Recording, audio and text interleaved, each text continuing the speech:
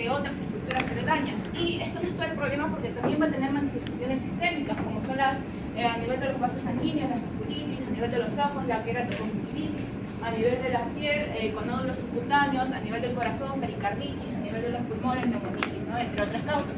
Entonces, vamos a ver que en este cuadro comparativo de una artritis, de una articulación normal versus una articulación afectada por la artritis reumatoide, vamos a encontrar infiltrado de células inmunitarias, y acá vamos a ver que uno de los principales problemas va a ser la inflamación que se va a dar a nivel de estas articulaciones.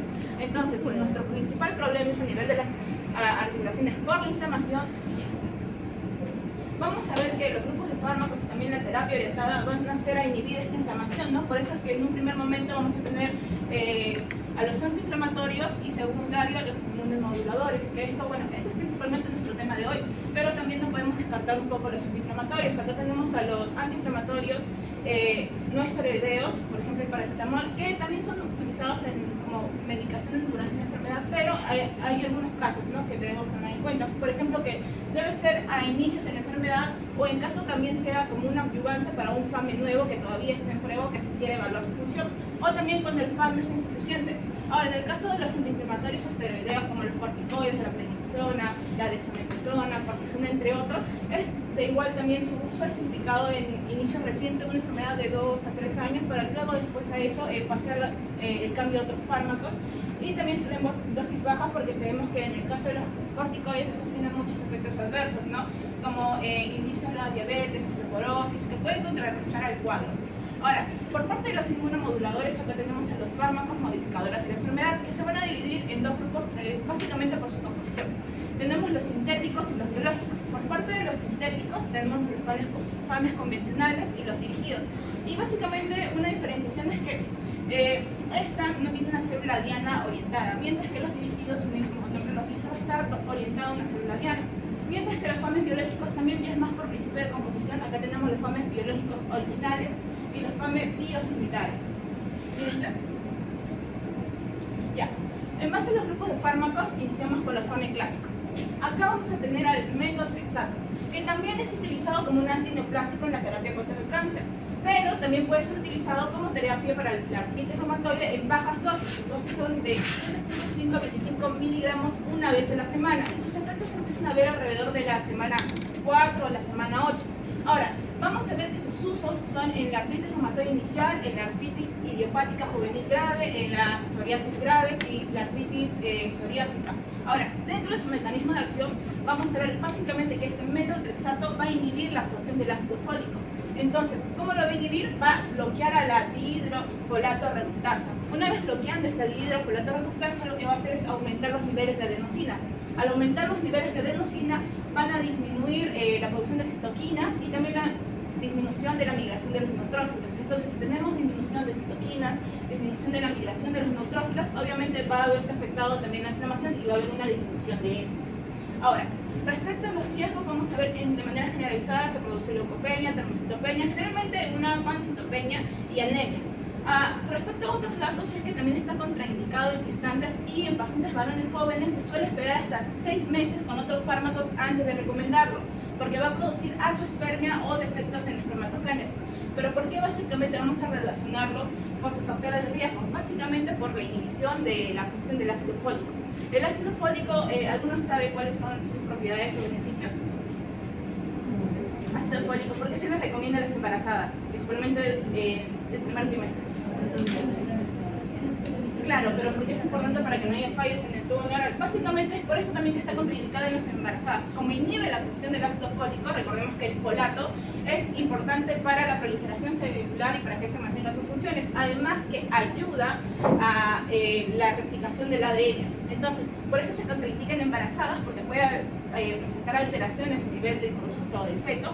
Y en el caso de varones, recordemos que en el aspecto de células terminales esas también están en constante división, ¿no? Entonces, si tenemos un defecto del folato, esto se va a ver afectado. Y en el caso de leucopenia, termocitopenia y anemia, porque también va a inhibir en la proliferación de estas células que son elementos forma de la sangre. Ahora, en el caso de la leflunomida, este va a también darse de dosis de 10 a 20 miligramos por día, y sus efectos se empiezan a ver alrededor de la 4ª o 5ª semana. Si vamos a los mecanismos de acción de esta leflunomida, lo que va a hacer es inhibir a la dihidroborato deshidrogenasa, y al inhibir esta lo que va a hacer es una disminución de las purinas. Al disminuirse las purinas, básicamente lo que va a hacer es una disminución de la producción de estos linfocitos T autorreactivos. Y también va a haber una disminución de la producción de anticuerpos por parte de los linfocitos B. Entonces vamos a ver que de esta manera va a tratar de compensar o disminuir esta inflamación. Ahora, en sus usos se da en contraindicaciones del metotrexato, y respecto a los factores de riesgo, que ya más adelante se va a tocar a detalle, pero podemos englobarlo, que son menores al metotrexato. Siguiente. ¿Y qué pacientes podrían estar contraindicados al metotrexato? El metotrexato, como ya lo dije, está contraindicado en gestantes, en varones en edad fértil, básicamente, porque altera En una gestante vas a usar leflunomida, entonces. ¿Ah? En una gestante vas a usar leflunomida, entonces. No tampoco, pero es que... O sea, ¿en qué pacientes podrías usar leflunomida? Porque tú me acabas de decir que es contraindicada a metotrexato, ¿cierto? Claro, pero pues, son menores al metotrexato. Es más riesgo-beneficio, pero si no me equivoco, en la siguiente línea de fármacos también pongo para seguir en la zona de la exposición. Pero sí lo voy a tocar. Ahí solo para darte cuenta. ¿Qué pacientes se podría ver perjudicados si se le da un metotrexato? ¿Qué pacientes se podrían ver perjudicados? Obviamente, gestantes, varones en edad fértil, mujeres también que están en edad fértil. Un paciente con problemas de anemia megaloblástica, ¿te darías este metotrexato? Tampoco. ¿Cómo se llama esa anemia por déficit de vitamina B12? Perdón, de factor intrínseco, por ende B12. Anemia perniciosa. Anemia perniciosa. ¿Qué otro paciente? Por ejemplo, el metotrexato se usa mucho en lupus. Metotrexato, ¿No es cierto? no, lo que se utiliza es la hidrocloroquina y la cloroquina. Claro, en pacientes que tienen esa combinación rara, pero que se pueden presentar de lupus y artritis, se puede usar leflunomida. Pacientes con condiciones raras de lupus O avanzada. sea, que tengan lupus y artritis a la vez. ¿Sí? En esos pacientes no puedo usar metotrexato porque haces compensar el lupus. En ese paciente puedo usar leflunomida y aparte los corticoides que ya estamos siendo usados. Ok. Ya, ahora tenemos a la sulfalacina, que básicamente es un AINE y que también está empleada en la terapia de la colitis ulcerosa, pero en este caso también vamos a ver sus beneficios para la artritis reumatoide. Y como es un AINE, básicamente en el mecanismo de acción, vamos a ver que va a inhibir a la COX-1 y COX-2, ¿no? Entonces va a tener los efectos adversos característicos de un AINE, como son gastrolisivos, afectaciones a nivel de los riñones, afectaciones. También vamos a ver la toxicidad gástrica, anemia megaloblástica, como lo mencionó el profesor, reducción, en este caso vamos a ver que la mayoría de estos fármacos se dan con una terapia dual, es muy raro monoterapia, pero vamos a ver que acá, si se da sulfacilacina junto con el metotrexato, este va a inhibir los efectos del metotrexato. Entonces, en una terapia combinada de sulfalacina con metotrexato, usualmente se le suele llevar también con una complementación de ácido fólico, porque al verse inhibido el metotrexato por la sulfalacina, va a requerir un incremento de dosis, ¿no? Entonces, si incrementamos la dosis, hay mayor riesgo de los efectos colaterales, y para una terapia de mantenimiento, por así decirlo, se le sugiere hacer este combo de sulfalacina, metotrexato y ácido fólico. Ahora, por parte de la hidroxicloroquina y la cloroquina, vamos a ver que estos también son conocidos como antimaliáricos, y que por parte de la hidroxicloroquina se ha visto que tiene una buena regularidad de la actividad inflamatoria, ¿no? Y que en otros estudios se ha visto la eficacia para el tratamiento con la lupus eritematosa sistémica y el artritis reumatoide. Sin embargo, está un poco desconocido respecto a su mecanismo de acción, es por eso que no puede encontrar un cuadro. Lo que sí se ha observado es que los pacientes que están sufriendo de estos dos fármacos suelen presentar afectaciones oftalmológicas, como son diplopía, depósitos corneales o daño oftalmológico. Y más que nada lo relacionan porque los antimaliáricos suelen adherirse a la melanina del epitelio pigmentario de la retina, pudiendo producir alteraciones a nivel de los conos o bastones. Ahora, respecto a la dosis, vamos a ver que la hidroxicloroquina suele ser de 4 a 600 miligramos por día en un inicio, pero si queremos una dosis mantenida, se disminuye la cantidad a 200 o 400 miligramos por día. En el caso de la cloroquina, vamos a ver que es de 150 gramos por día, y sus usos son en artritis reumatoide de baja actividad, porque no suelen ser, su eficacia o su actividad no suele ser muy alta. Siguiente. Ya, ahora respecto a los fomes biológicos, vamos a ver que estas no son la primera línea de opción de tratamiento. ¿Por qué? Porque son potentes inmunosupresores. Entonces, si lo usamos en un paciente que corre riesgo de infecciones, pues lo podemos internar, ¿no? Básicamente son remitidos a segunda línea porque son potentes inmunosupresores que pueden predisponer infecciones y también revivir infecciones latentes, por ejemplo la tuberculosis. Ahora, acá en primero tenemos los antifactores de necrosis tumoral alfa, que básicamente acá tenemos el adalimumab, certolizumab y infliximab. Ahora, ¿qué van a hacer estos respecto al mecanismo de acción? Técnicamente van a bloquear los receptores celulares P55 y P75, haciendo que no se desencadenen pues, todas las reacciones que se producen al acoplarse. Ahora, sus usos se van a dar en formas moderadas o graves de la artritis reumatoide y, como se dice, pues no es la primera opción porque son potentes inmunosupresores. Ahora, respecto a los riesgos de infecciones nuevas o latentes, y lo interesante acá es que produce riesgo de desarrollar neoplasia. Entonces, tengamos en cuenta que nuestro organismo está en un constante estado de inmunovigilancia. Si nosotros lo suprimimos, obviamente ante cualquier alteración a nivel morfológico de la célula o a nivel nuclear y se da la displasia, esta no va a poder ser retenida o eliminada de manera correcta porque nuestro sistema inmune va a estar suprimido producto de este fármaco. Entonces por eso se le relaciona mucho con riesgo de desarrollar neoplasias. Ahora, después tenemos a la antiinterleucina 6, que en este caso es la infliximab. En este caso vamos a ver que las recomendaciones en artritis reumatoide moderada o grave y cuando los FAMES son inefectivos. Ahora, los riesgos son infecciones graves por neutropenia, pero ¿por qué se produce esta neutropenia? Si recordamos, la interleucina 6, ¿qué propiedades cumplía como factor proinflamatorio? Reclutamiento de neutrófilos. Claro.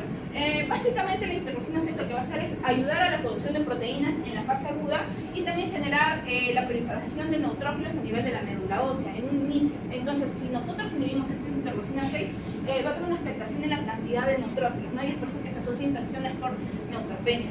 Ahora, en el caso de la interleucina 1 también es algo similar. Acá vamos a tener a la anakinra, básicamente, y vamos a ver que también es menos efectiva y entre los riesgos posibles está también neutropenia y una recomendación importante es no combinarla con los antifactores de necrosis tumoral alfa porque estos suelen potenciar los efectos adversos de estas.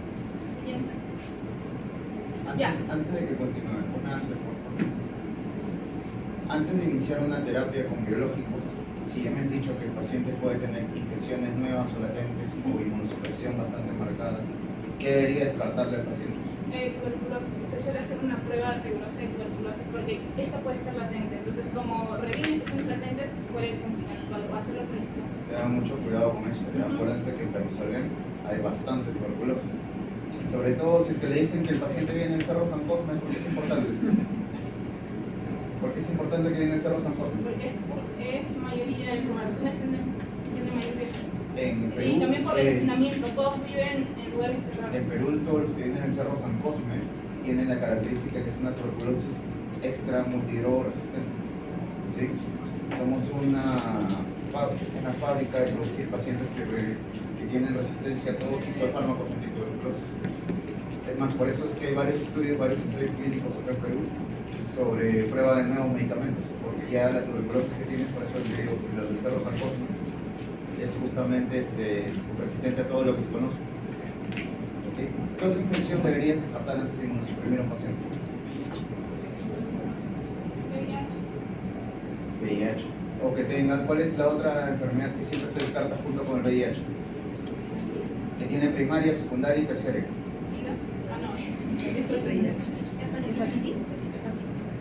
No, la hepatitis no suele ser tan... Y aparte, si un paciente tuviese hepatitis, lo sabría, ¿no? O sea, que ha tenido antecedentes pequeños. Uno que empieza en las manos, no, primero los genitales, luego las manos. Sí. Tengan cuidado, siempre tengan en la cabeza todo eso, ¿ok? Porque puede ser que estés ayudando al paciente y mejorando el estado de la artritis y lo vas a matar por cualquier otra cosa, ¿ok? Sobre todo con la sífilis terciaria. ¿Cómo se llama la sífilis terciaria?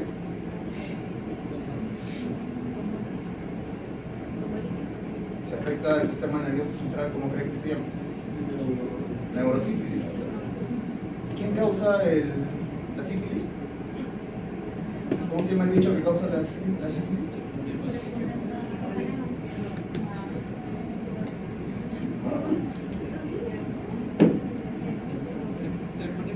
Oye, ¿ustedes han llevado parásito el siglo pasado? El treponema pálido.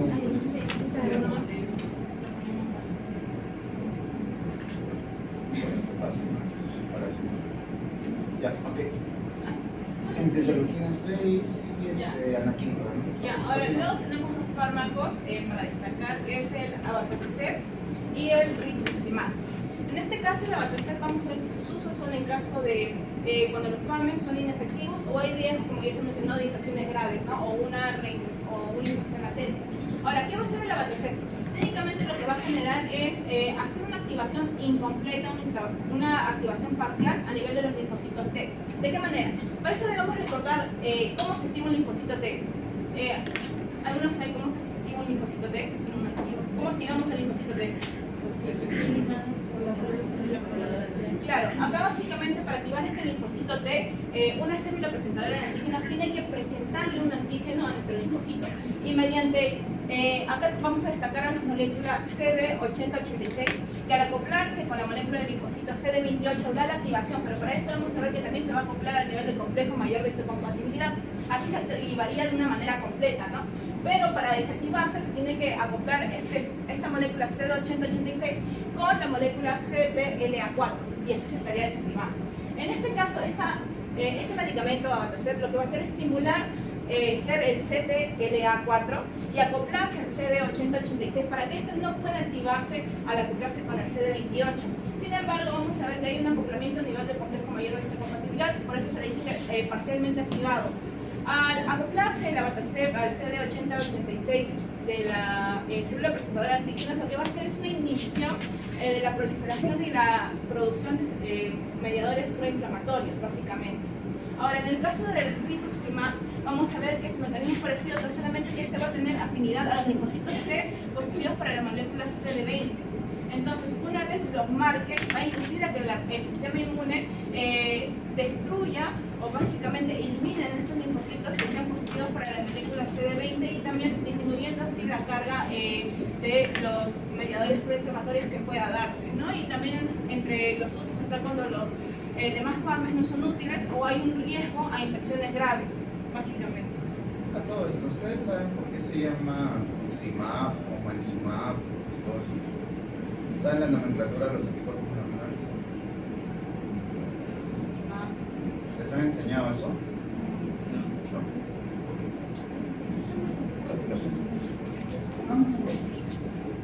Una misma. ¿En serio tanto tiempo hablando de respuesta? No saben cuál es el origen.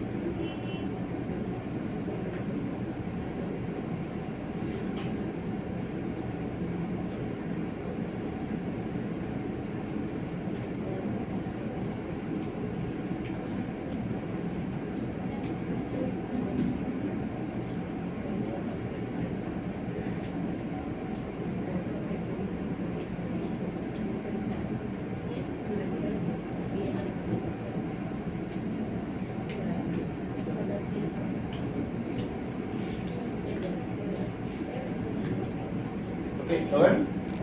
Sí. Primero, cuando ustedes vean la palabra MAB al final, MAP, ¿qué quiere decir? Que son anticuerpos monoclonales, o sea, monoclonal antibodies. ¿Eso qué quiere decir? Que tú puedes seleccionar un anticuerpo sobre lo que tú quieras. No sé, a mí se me ocurre buscar un anticuerpo contra la interleuquina 6, como estaban viendo hace un momento. ¿Ok? Yo voy a encontrar ese anticuerpo y ¿qué voy a hacer? Lo voy a replicar miles de millones de veces. ¿Sí? Esa replicación monoclonal, ¿sí? Yo lo envaso, lo pongo en una ampolla y lo vendo. ¿Ok? Pero ¿de dónde obtengo eso que está acá?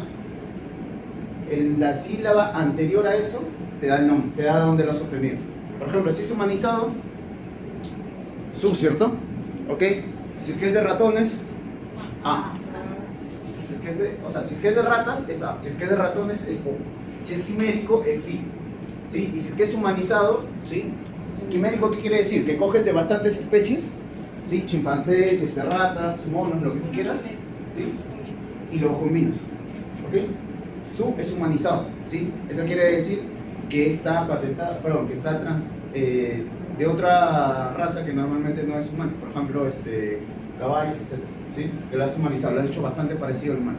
En los demás, simplemente coges el anticuerpo, lo inyectas en, por ejemplo, antes usaba solo caballos, ¿sí? Los caballos hacían expansión clonal y eso lo envasamos. ¿Ok? Hay un poco más, ahorita vamos a ver. Y luego la siguiente sílaba es donde actúa. Por ejemplo, si tenemos un fármaco que se llama rituximab, ¿dónde va a actuar? ¿Tú qué dices? Tumores. ¿Qué es? ¿Sí? Quimérico. Entonces, de esa manera ustedes ya saben a dónde va a atacar.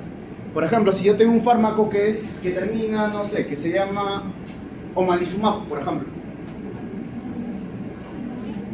Li, ¿qué es? Inmunomodulador, ¿cierto? Su. ¿Sí? ¿Y para qué hicieron esto? Como supieron que toda la industria de los anticuerpos monoclonales iba a complicar la vida de... O sea, imagínense cuántos nombres y cuántos grupos farmacológicos tendríamos si es que solo los agrupamos por según mecanismo de acción, ¿cierto?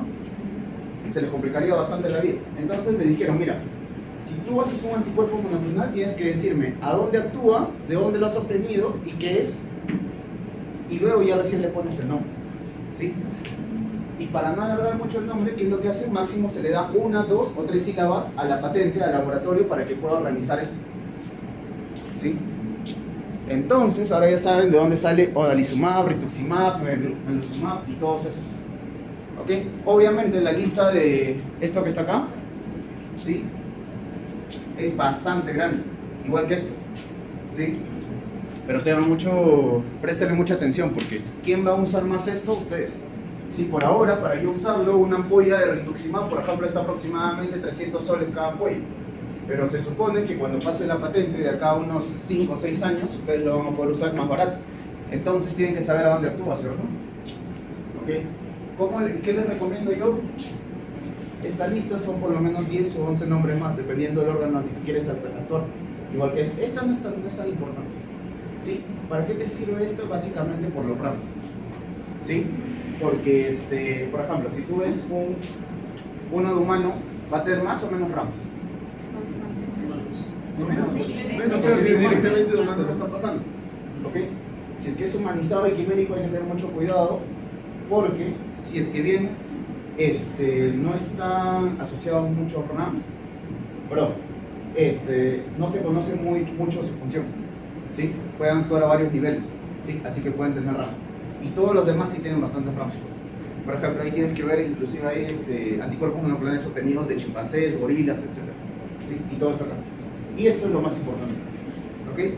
Ahora sí sabemos cómo leer un nombre de un anticuerpo monoclonal. ¿Cuál es la jarana? Que no todos terminan en MAP, ¿cierto? Tenemos los CEP, tenemos los FIR y así sucesivamente. ¿Sí? Así que lamentablemente ustedes van a tener que recordar todo eso, porque ustedes lo van a ver de día a día. ¿Ok? ¿Estamos? Ok. Listo.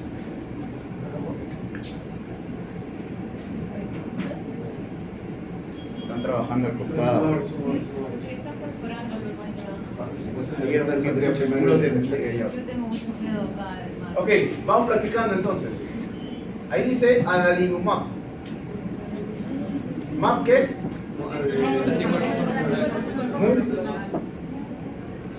No está en la lista, ¿no? A ver, busquémoslo. Ahí en la que abrí. Por ahí debe estar alguno de MU. De repente la No, tiene que estar sí.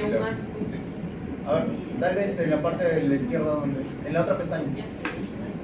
Arriba. A ver, busca por ahí. Ahí está. De humano también. Ok. ¿Qué más? A ver. ¿Cuál es la otra parte del nombre? Inmunomodulador. Y lo demás, ¿a qué pertenece? Simplemente a elaborar.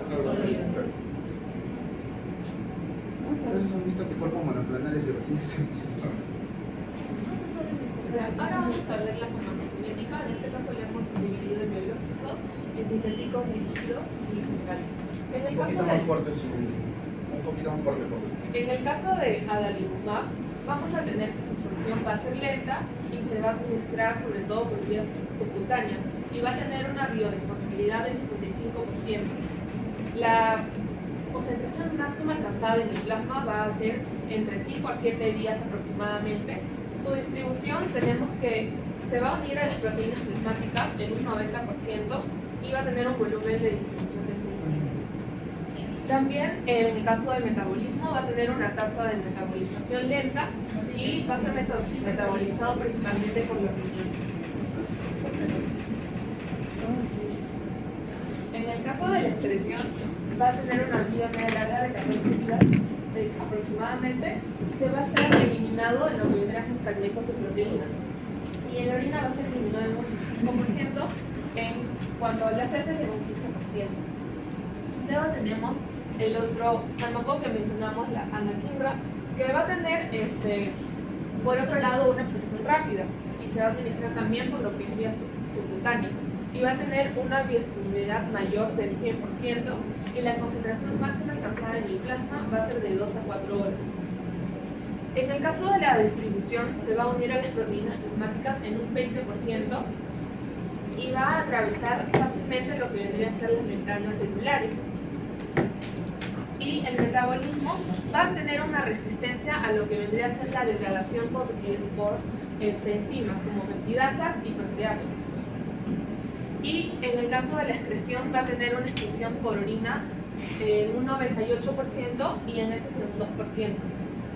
Y en los pacientes que van a tener una infección renal van a presentar lo que vendría a ser una excreción mucho más lenta. En el caso del rituximab, que también vemos que es un anticuerpo monoclonado, va a tener una absorción rápida. A ver, un ratito. Rituximab, ¿qué sería? MAB. Anticuerpos monoclonales. Sí. Quimérico, ¿cierto? Quimérico. ¿Y tú? Tumoral. Va en su distribución, va a ser en un 70% a unión de proteínas plasmáticas y se va a distribuir ampliamente por lo que va a ser todo el cuerpo.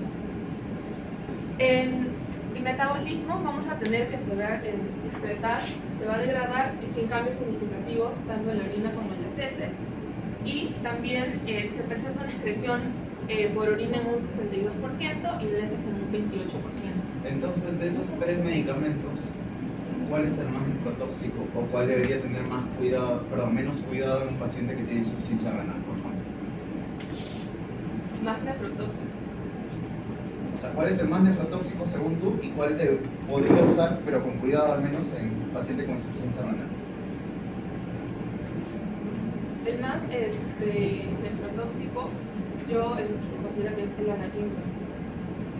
Porque también lo menciona que pacientes con enfermedad renal tienen una menor excreción, o sea, se va a quedar en el cuerpo. Ya. Pero entonces, ¿cuál sí le darías a un paciente que tiene insuficiencia renal?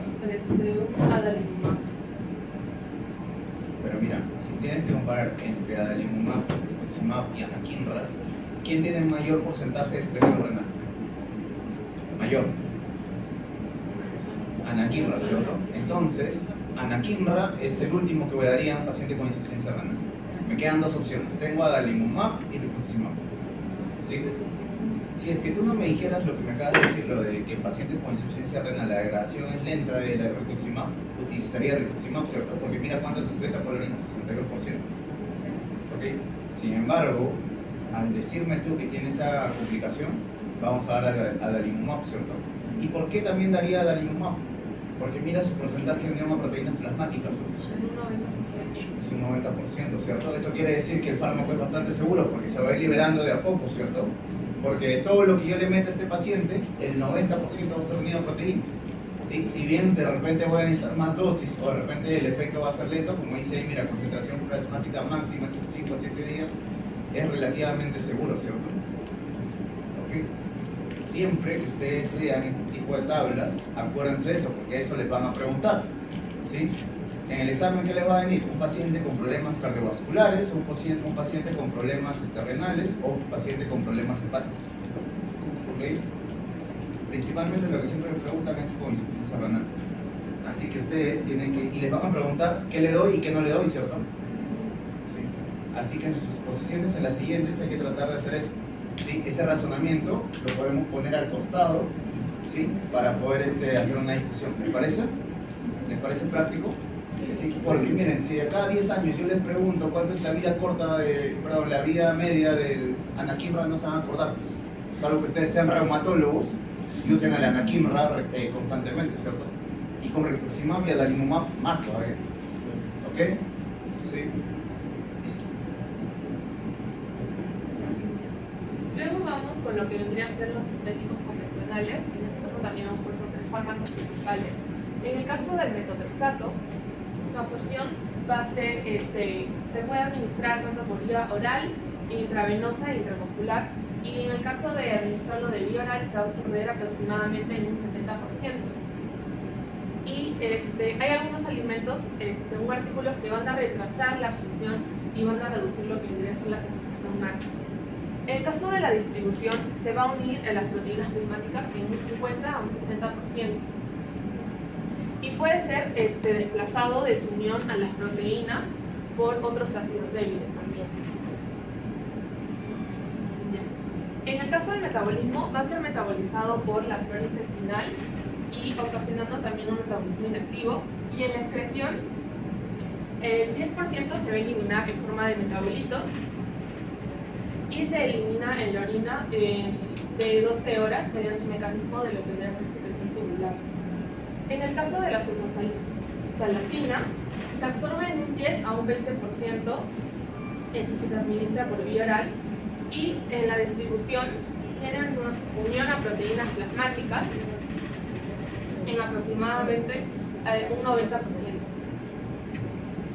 En el caso del metabolismo, en el intestino, las bacterias intestinales la van a reducir y van a liberar lo que vendría a ser sulfapiridina y el ácido 5-aminosalicílico. Y se va a absorber de manera correcta, mientras que cuando se reduce, el ácido 5-aminosalicílico va a permanecer sin absorber. En la excreción,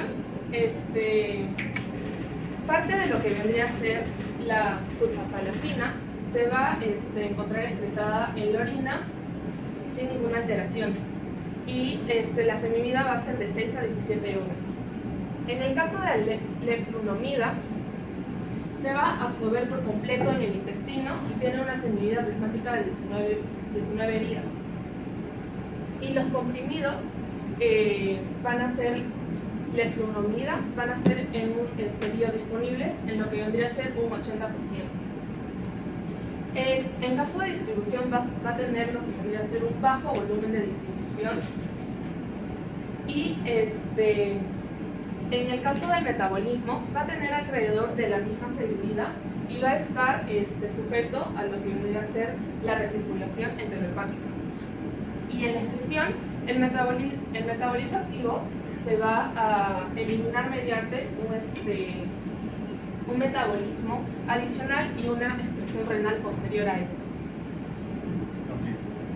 El mismo análisis de esos medicamentos, ¿cuál crees tú que es el más seguro para el riñón? ¿Cuál es el más nefrotóxico? ¿Cuál darías en un paciente con insuficiencia renal? A todo esto, ¿y por qué se usa sulfasalacina y no se usa otros aires? ¿Qué característica importante tiene la sulfasalacina que no tienen los demás aires? Un 90% de unión a proteínas. En el caso también mencionaba su unión a proteínas, que es un 90%.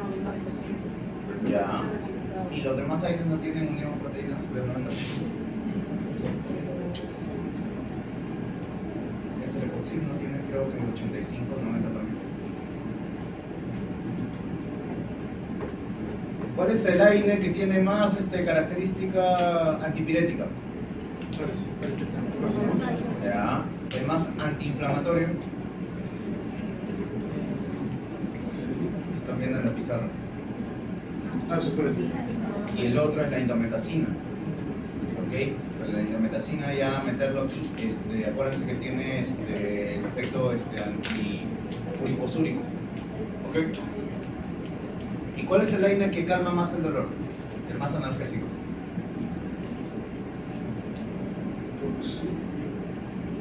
O sea, ustedes saben monoproteínas, saben y no saben cuál es el más analgésico de todos. Si tu paciente se está muriendo de dolor, ¿qué le das? ¿Cuál es el AINE más analgésico de todos? Empieza con keto. Pero ya no, Muy bien, pensé que me iban a hacer keto, ketorolaco, ¿ya? Pero acuérdense que para que el ketorolaco llegue a su dosis máxima, a su efecto, perdón, a su dosis efectiva media, necesita sí o sí una carga intramuscular, sí, a diferencia de los demás años. Por eso es que la sulfasalazina está en esa lista, pues, y no los demás. Ok. Volviendo al tema. ¿Qué le darías a un paciente con insuficiencia renal?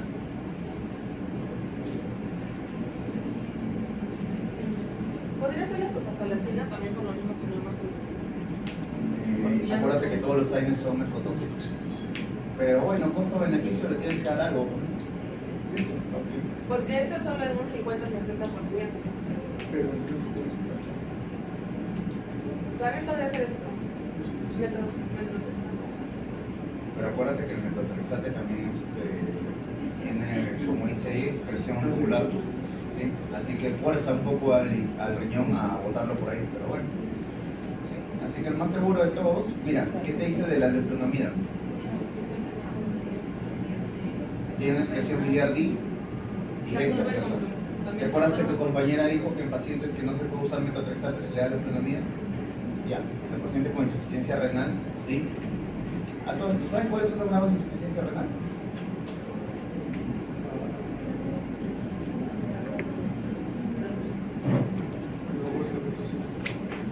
¿Saben cuándo hablo de grado 1, grado 2, grado 3, grado 4, grado 5? ¿Sí? ¿No?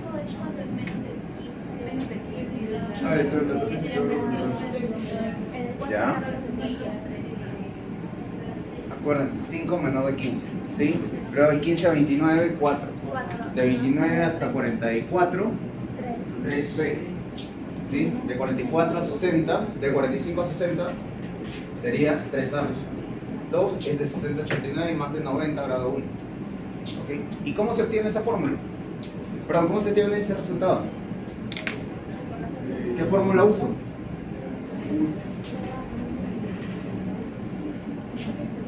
¿Cómo se llama esa ecuación? La única que deberían recordar de todo Morfo 3. ¿Puedes poner por favor ecuación de Crocroft y Gault, o Gault como le dicen? ¿Y cómo es la ecuación de Crocroft y Gault? 140 menos la edad por el peso sobre creatinina por 72, ¿cierto?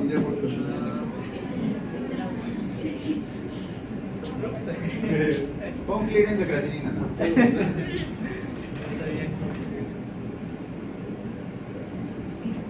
Acuérdense porque esta les va a servir toda su vida.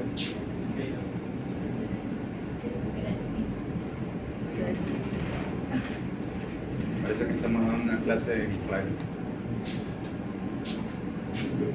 Clearance, no fines.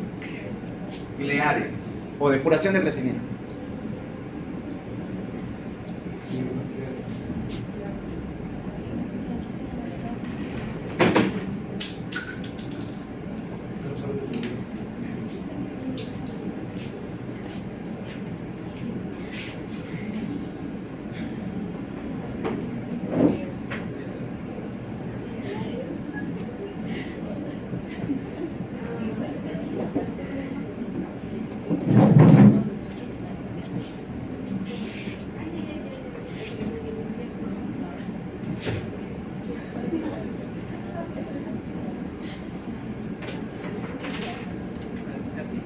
Atrás y me vas a contar por qué has llegado tarde.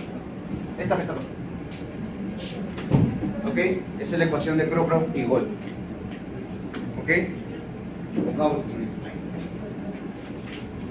Entonces, ¿qué es lo único que deben recordar?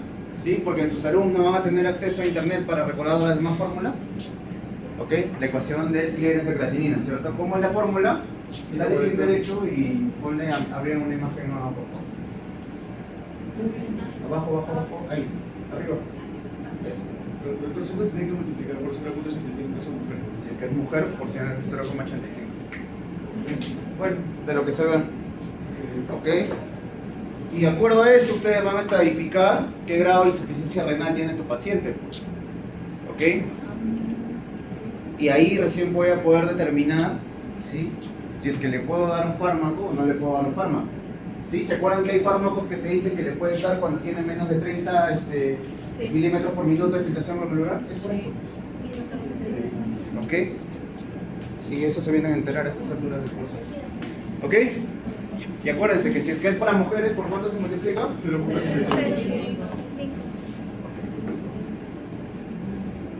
Doctor, ¿y por qué no puedo usar Dubois? ¿Por qué no puedo usar la fórmula HDMD? Porque mira, vas a multiplicar algo por... ¿Se acuerdan de matemáticas? ¿Qué significa que está elevado a 0,725?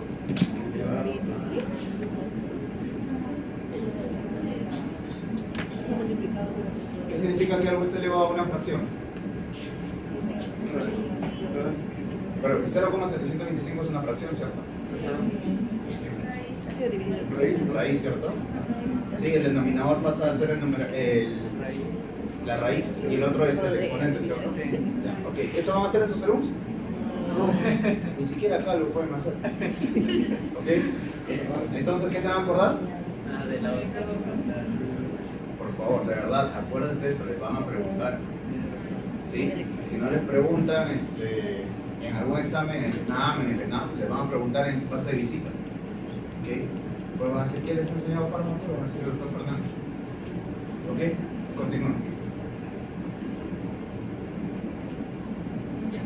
Bueno, por último tenemos la farmacocinética de los sintéticos dirigidos. En este caso tenemos la tofacitinib, que en su absorción va a tener una biodisponibilidad oral absoluta del 74% y en la distribución el 40% de este medicamento va a circular unido a proteínas plasmáticas, preferentemente a lo que vendría a ser la albúmina. En el metabolismo, un aproximado del 70% de su metabolismo va a ocurrir en el hígado, sobre todo por el CYP3A4 y en menor medida por el CYP12C19. Y el 30% va a ser por un metabolismo renal. En la expresión, el 30% se va a excretar sin cambios en los riñones. En el caso del baricitinib, se va a absorber rápidamente con un tiempo en que se alcanza la concentración máxima, medio de aproximadamente 1 hora, y va a tener una biodisponibilidad del 79%. También va a tener un volumen medio de distribución tras la administración mediante la perfusión intravenosa, que va a ser de 76 litros en los tejidos, y en el metabolismo se va a metabolizar a través del citocromos 3A4, aunque se ha observado que solo el 10% de la dosis se va a someter a lo que vendría a ser la biotransformación. Y en la excreción, la eliminación renal va a ser la principal mecanismo de aclaramiento, y también a través del filtrado glomerular. Y semivida en lo que vendría a ser pacientes con artritis reumatoide va a ser de 12,5 horas. ¿Cuál de los dos preferirías darle a un paciente con insuficiencia hepática? Baricitinib. ¿Por qué? Porque en el metabolismo tenemos que el 30% de la tofacitinib va a ser metabolizado mediante va a tener metabolismo.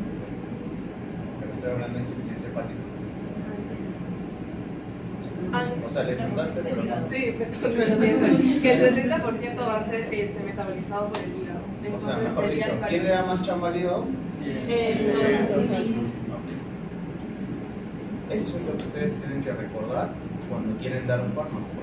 Primero, porque eso les van a preguntar en el examen. Y dos, es lo que van a recordar, como le digo, cuando ustedes estén sentados con el paciente. Aunque no creo que ustedes den tofacitinib, ¿sí? Porque eso es para especialistas, es algo que quieran ser reumatólogos o oncólogos. El tofacitinib tiene alguna aplicación en oncología. ¿Ok? Pero eso es lo que van a distinguir. Ojo, que también tengan mucho cuidado porque les van a preguntar sobre el tema cardiovascular. ¿Okay? Hay fármacos que se pueden dar en pacientes con insuficiencia cardíaca congestiva, compensada, descompensada y todo eso. ¿Okay? Así que si quieren, la próxima le damos una chequeada más así. ¿La próxima que toca? ¿La próxima posición cuál es? ¿Cuál? Hoy ustedes tienen una programación. Depende, ¿con usted, doctora, o con el otro? Conmigo. Otolíticos. Otolíticos. Otolíticos.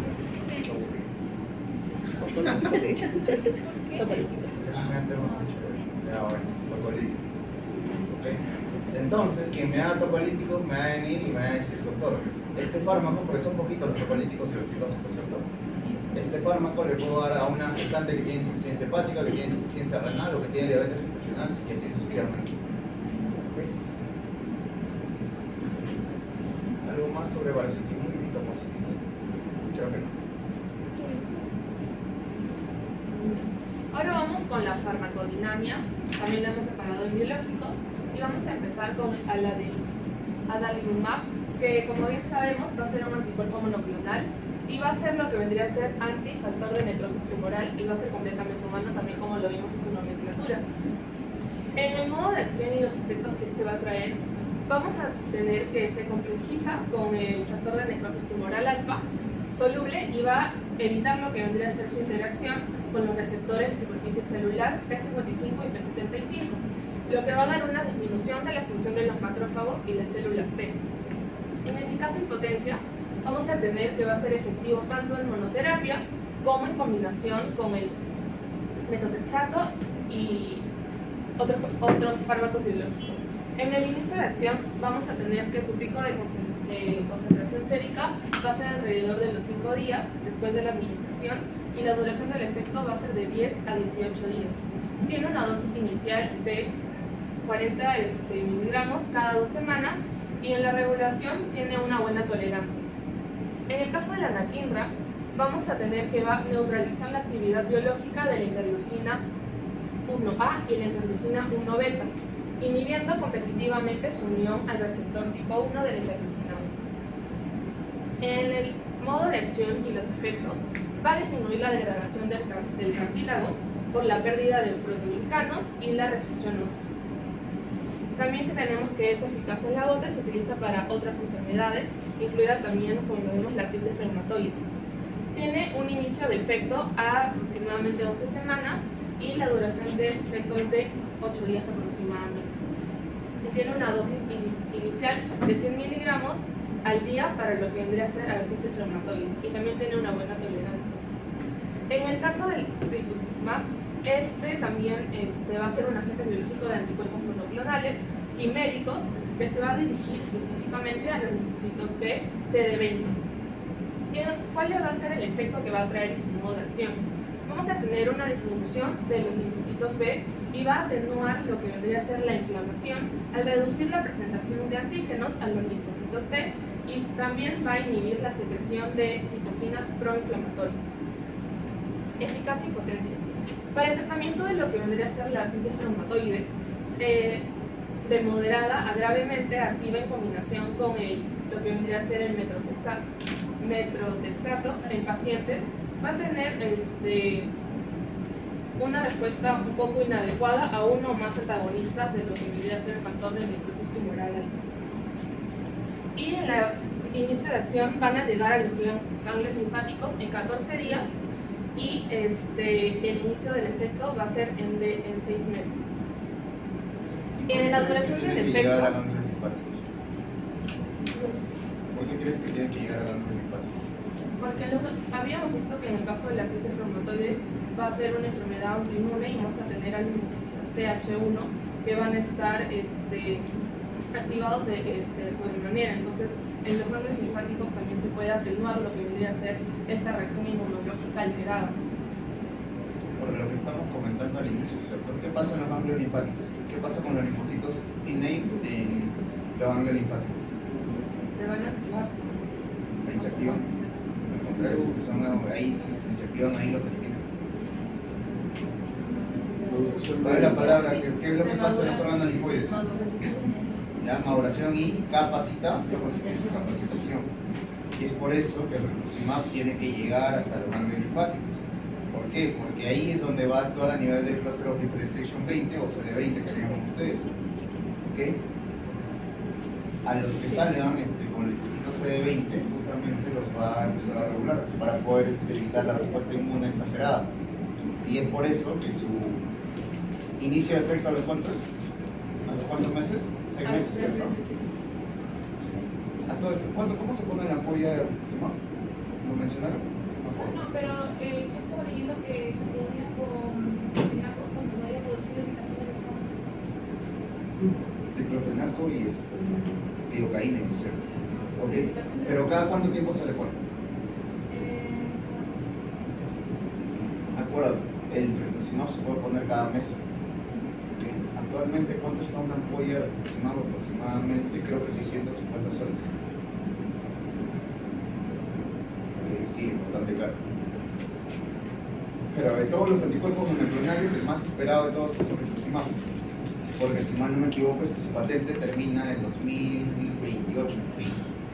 O sea que de aquí a unos cuantos años, sí, vamos a tener rituximab a 20 céntimos como genérico.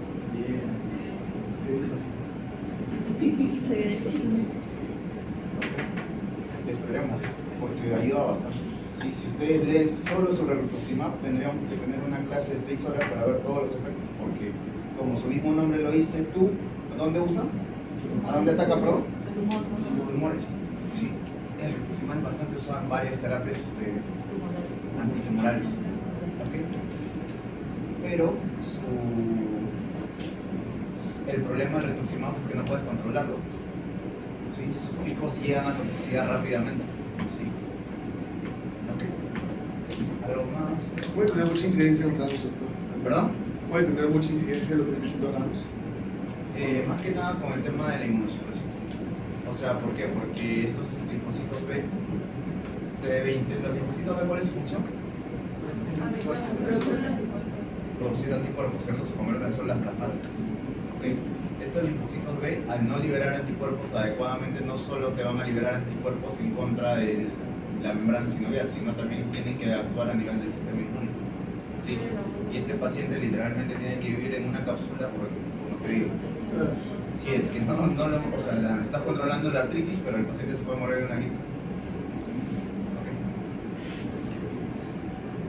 Okay. Y lo más curioso es que si es que tú o sea, el paciente está mal, tú le tomas un hemograma y el hemograma sale normal. ¿Sí? Así que hay que estar viendo a este paciente, hay que estar supervisando durante mucho tiempo. Okay. Listo. Vamos a tener ahora lo que son los sintéticos convencionales. En este caso tenemos al metotrexato, que va a inhibir distintas enzimas como el aminamidazol, la carboxamida, el ribonucleótido, la transformilasa y la tamidilato sintetasa. En el modo de acción y los efectos vamos a tener que inhibe lo que vendría a ser la enzima de desaminasa y va a haber una acumulación del AMP. Y el AMP se va a liberar y lo que va a hacer se va a convertir en adenosina, que va a ser un potente inhibidor de lo que vendría a ser la inflamación. Y se van a suprimir tanto las funciones inflamatorias de los neutrófilos como de los macrófagos, las células dendríticas y los linfocitos. La eficacia y potencia va a ser eficaz en la artritis reumatoide crónica, juvenil, y se ha utilizado también, como mencionó mi compañera, en la psoriasis y en diferentes enfermedades también. En el inicio de acción va a ser a la 6ª semana y la duración del efecto va a ser de 1 semana desde la última dosis. La dosis inicial va a ser de 7.5 miligramos semanales o 3 dosis de 2.5 miligramos a intervalos de 12 horas. Y el rango terapéutico va a variar de 7.5 a 15 miligramos por semana. En la sulfasalacina vamos a tener que su modo de acción va a ser la supresión de las respuestas de las células T a la concanavalina y a la inhibición de la proliferación de las células B. En su modo de acción tenemos que va a inhibir la liberación de estas citocinas proinflamatorias producidas por los monocitos o por los macrófagos. Por ejemplo, tenemos la interleucina 1, la interleucina 6, la interleucina 12 y algo importante, el factor de necrosis tumoral. Va a ser efectiva en la artritis reumatoide y va a reducir lo que vendría a ser la progresión radiológica de la enfermedad. También se ha utilizado en la artritis crónica juvenil y en las enfermedades inflamatorias intestinales. Su inicio del efecto va a ser a partir de los 3 meses y la duración del efecto tiene una vida media de 3.4 a 7.6 horas. La dosis inicial va a ser de 40 a 60 miligramos por kilo al día, repetidos de 3 a 6 tomas. En el caso de la leflunomida, vamos a tener que su metabolito va a inhibir a la enzima dihidrorato deshidrogenasa, lo que va a llevar a una disminución de la síntesis de los ribonucleótidos y al arresto de lo que vendrían a ser las células estimuladas por la fase G1. Va a inhibir la proliferación de las células T y reducir la producción de los autoanticuerpos por la célula P. También tenemos la disminución de la activación del factor nuclear kappa beta, que va a estar dependiente del factor de necrosis tumoral alfa. Va a ser tan eficaz la leflunomida como el metotrexato en la artritis reumatoide, y incluida la inhibición de lo que vendría a ser el tacnoso. Su inicio de efecto va a ser de 6 a 12 semanas después de comenzar a tomar el medicamento, y tiene una semiunidad plasmática de 19 días. Y la dosis inicial va a ser de 100 miligramos una vez al día durante 3 días. ¿A qué te refieres cuando pones eso que dice buena tolerancia, empeoramiento Que en estudios se había visto que estos medicamentos van a tener una buena tolerancia, pero también van a tener un grado de toxicidad que va a estar regulado también por lo que vendría a ser la dosis. O sea, ¿a qué se refiere? Que va a haber Que puede alcanzar, tiene un grado de toxicidad, o sea, estos medicamentos, pero se vio en un estudio que al principio tenían una buena tolerancia, pero luego también generaban un grado de toxicidad alto. ¿Y todos son bien tolerados? ¿Todos ellos son bien tolerados al inicio? En un estudio parecía que, o sea, el de los sintéticos convencionales, en su mayoría. Para darle una troza. ¿Y los biológicos también?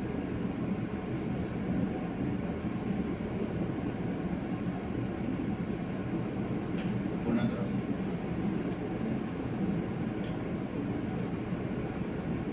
Dale una troza. Esa es formación. Ok. Dale siguiente.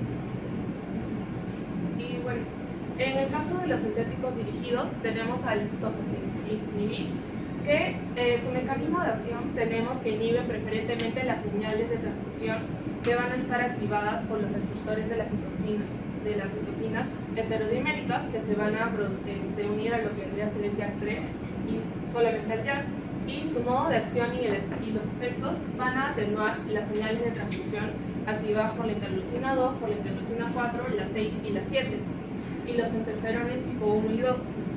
Y va a haber una modulación de la respuesta inmunitaria e inflamatoria. Va a ser eficaz en el tratamiento de pacientes adultos con artritis reumatoide activa, de moderada a grave, que van a ser intolerantes a lo que vendría a ser el metotrexato. Y el inicio de acción dentro de las 16 semanas posteriores al inicio del tratamiento se va a realizar. Duración del efecto va a tener 8 semanas de tratamiento con 10 miligramos 2 veces al día, y la dosis inicial va a ser de 5 miligramos administrada también 2 veces al día. En la el baricitinib va a ser un inhibidor selectivo y reversible de la Janus quinasa, el JAK, tanto 1 como 2. Y en el modo de acción tenemos que modula la señalización intracelular, las JAKs fosforilan y van a activar transductores de señal y activadores de la transcripción, como la IESTA, lo que activa la expresión genética dentro de la célula. Y va a ser eficaz en el tratamiento también de la artritis reumatoide moderada a grave en pacientes con una respuesta inadecuada a los FAME convencionales, en la mencioné primero, en monoterapia o también en combinación con metotrexato. El inicio de acción va a ser al 9º día y va a tener un beneficio terapéutico después de 36 semanas de tratamiento. La dosis inicial es de 2 miligramos y el rango terapéutico varía de 4 miligramos a 5 miligramos una vez al día. todo esto, ¿cuál es la diferencia entre el uso de tofacitinib y baricitinib? ¿Cuándo uso uno y cuándo uso el otro? O sea, más que todo decía que era en su modo de acción y los efectos, porque en el caso de la baricitinib va a tener un efecto más que todo en las JAK y en las vías STAT. En cambio la tofacitinib también va a tener, pero también va a estar involucrado con las interleucinas, con la eliminación. Acuérdate, el baricitinib se usa cuando la respuesta no es adecuada, mientras que el tofa se usa cuando el paciente tiene intolerancia a metotrexato. Creo que lo vi por ahí, está. ¿Sí? El tofa se usa cuando los pacientes son intolerantes a metotrexato, mientras que el bari cuando no hay respuesta. ¿Sí? Normalmente se hace un tanteo aproximadamente casi un año de tratamiento y si es que no mejora o no hay respuesta adecuada al tratamiento mono o con varios fármacos, usa baricitinib. ¿Okay? ¿Sale?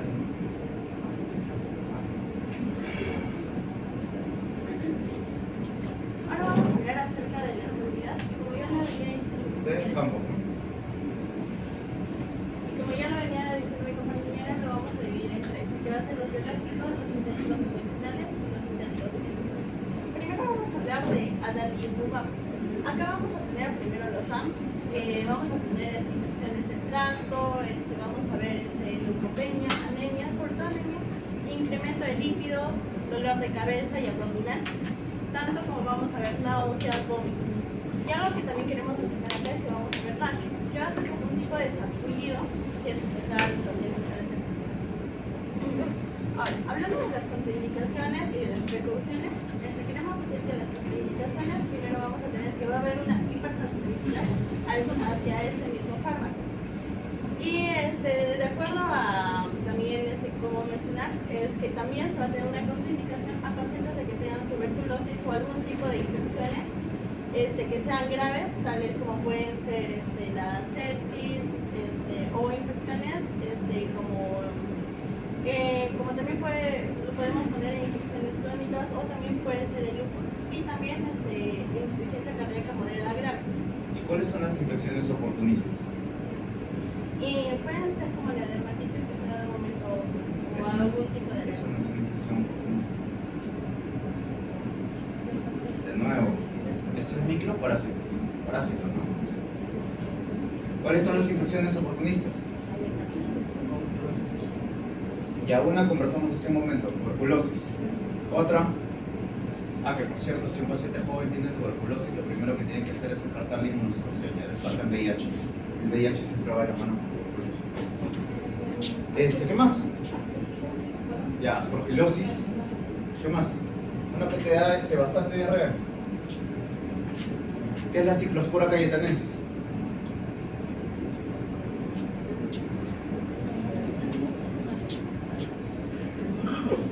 ¿Aquí me lleva fármacos? ¿Aquí me lleva un parásito? No me digas, me pongo a sentir mal. Perdón, así que estoy rajando a esos profesores. Ya, pero ¿qué es la Cyclospora cayetanensis? La Cyclospora belli. La Entomoeba coli. Pues no han visto Cyclospora. Entamoeba se incorpora. Ojalá que no estemos poniendo la Entomoeba coli con la Entomoeba histolítica, ¿no? No, para nada, ¿no? ¿Cuál es la diferencia?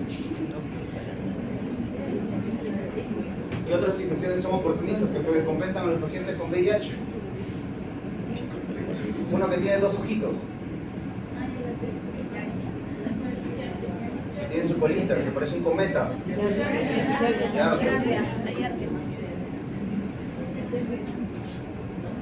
¿seguimos preguntando el parásito?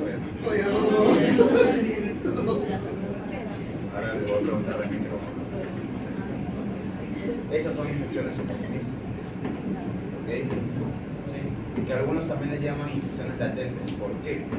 Porque si tú encuentras en un paciente inmunocompetente cualquiera de esos huevos, de esos parásitos que te acabo de mencionar, no van a tener ningún cuadro, el paciente va a venir asintomático. Sin embargo, un paciente con VIH, ¿sí? Viene con una diarrea bien maleada, por eso es que están ahí. ¿Ok? Sobre todo en Perú por Cyclospora cayetanensis. Por eso se llama cayetanensis. ¿Porque quién creen que la descubrió? La Universidad Peruana que hay también. Sí, cuando ustedes descubran algo, le pueden poner el nombre que quieran. Por eso es que hay una enzima, una proteína que se llama picachurina.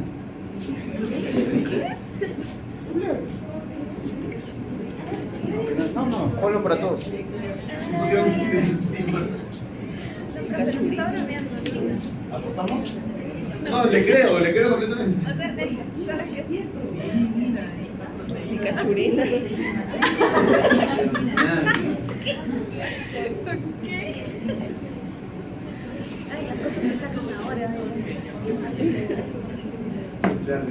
Tiene que ver a nivel de contracción muscular. Bueno, una de las funciones. Mejor busca en el buscador general y no imágenes porque te va a salir puro Pikachu. Todos.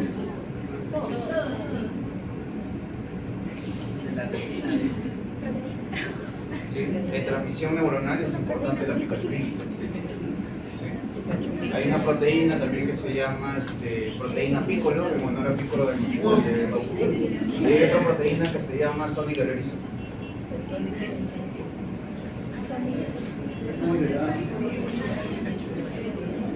No, vamos a ponerle ahí nomás, gracias. ¿Ok? ¿Sí? De verdad, le puedo poner el nombre que ustedes quieran. Increíble que sus alturas estén conociendo a la Pikachu. ¿Quién dijo que estaba bromeando? Ok, continuamos. Ahora ya sabemos que son infecciones oportunistas. Ok, continuamos, por favor. De acuerdo al embarazo y a la lactancia, se pide primero evitar, porque no hay una experiencia que se haya tenido en el embarazo, pero sin embargo en la lactancia sí ha habido estudios de que se hizo Entonces, ¿eso qué es? A, B, C, D o E. Sí. Bueno, C. Entonces, ¿puede dañar o no puede dañar al parásito? Lo daña o no lo daña. Pero es que literalmente es un parásito. Ustedes saben que vive de la mamá durante 9 meses y luego lo tienes que expulsar y encima lo tienes que seguir alimentando. Okay. ¿Y en lactancia se puede dar o no se puede dar? En lactancia lo mejor es evitar. Acuérdate, todos los anticuerpos monoclonales se evitan durante el embarazo y no se dan en la lactancia, nunca. ¿Sí? No existe ningún anticuerpo monoclonal que sea seguro para la lactancia y embarazo. ¿Okay? Y en cuanto a su monitoreo, lo mejor es que primero se va a hacer de 1 a 3 meses, pero luego se dice que si llega a tener no está funcionando, se puede aumentar las dosis, pero luego de 3 a 6 meses, si vemos de que realmente sí está funcionando, seguir con la misma dosis, pero si no, lo mejor es suspender. Has pasado por alto algo bastante importante. Después de las infecciones oportunistas, ¿qué dice abajo?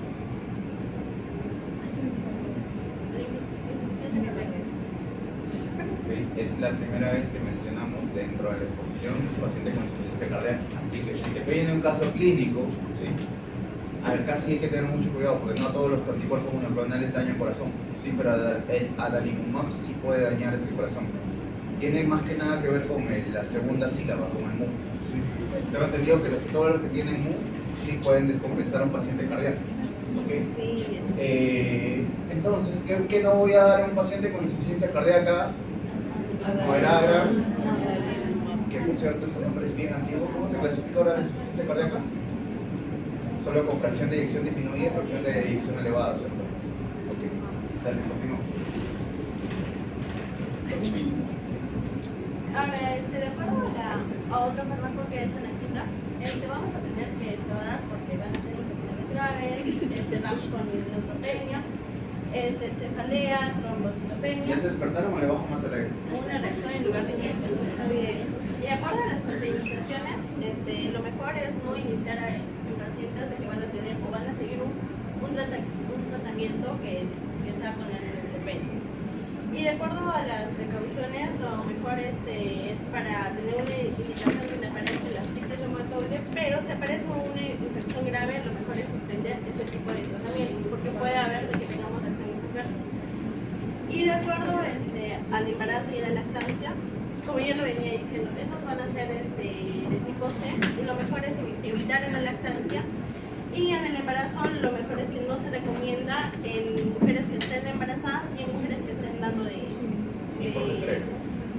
o que estén en edad fértil. ¿Por qué crees que una mamita que tiene un parásito en la pancita no puede recibir anaquimba? Justamente cuando están embarazadas va a pasar esto, va a haber una delección de los linfocitos B. Mucho más importante que eso, la paciente que está embarazada, ¿qué pasa con sus defensas? ¿Aumentan o disminuyen? ¿Para qué? Porque tienen que recibir un cuerpo extraño, ¿cierto? Porque el parásito no es parte de la mamá, ¿cierto? Tiene información genética del papá, ¿cierto? ¿Okay? Entonces va a estar inmunosuprimida y ese paciente le va a hacer inmunosuprimir más, que vas a conseguir infecciones, ¿cierto? ¿Okay? Tenga mucho cuidado con eso, ¿no? Sí, inclusive dentro de las pruebas que se hace antes de iniciar inmunosupresores, es justamente una, si es que es mujer, prueba de embarazo. ¿Sí? Porque si no, porque se acuerdan, bueno, no se acuerdan. ¿El metatrexate en qué se usa? Sobre todo en México, que el aborto es legal.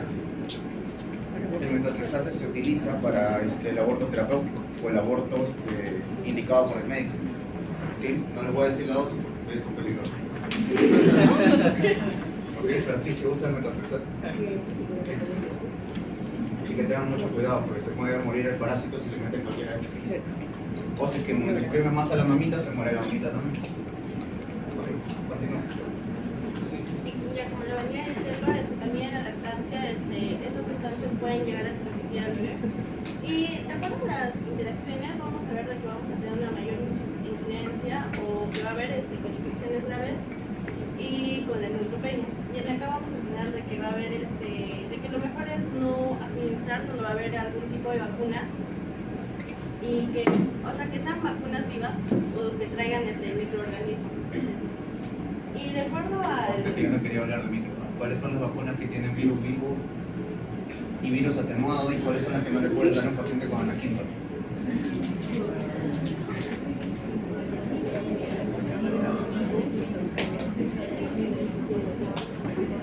¿Cuáles?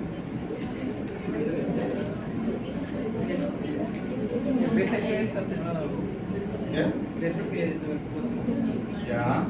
Ya, el BCG, pero el BCG solo se pone al nacimiento. No creo que a alguien se le detecte artritis reumatoide al nacimiento. ¿Cuál? Hay 4 tipos de vacunas contra el COVID. Contra la La puede ser varicela. esa RNA mensajero. Contra la varicela. Ya, primero estamos hablando de la del COVID.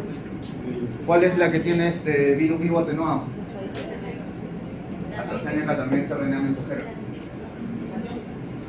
Johnson también es RNA mensajero. ¿Cuál te queda? Pfizer le dije que son RNA mensajero. ¿Cómo se llama la China? La Sinopharm, pues es un virus vivo atenuado. Sí, con eso nos vacunaron al personal médico que estábamos en primera línea. Desgraciado. Ya, ¿qué otra vacuna creen que es virus vivo atenuado o virus atenuado? No se puede dar en pacientes con anaquimba. Una enfermedad que está rebrotando en Perú, que empieza con O. La vacuna contra la polio. Sí. Que antes se acuerdan que se daba intramuscular y luego vía oral, ahora solo se da intramuscular. Okay. ¿Qué otra?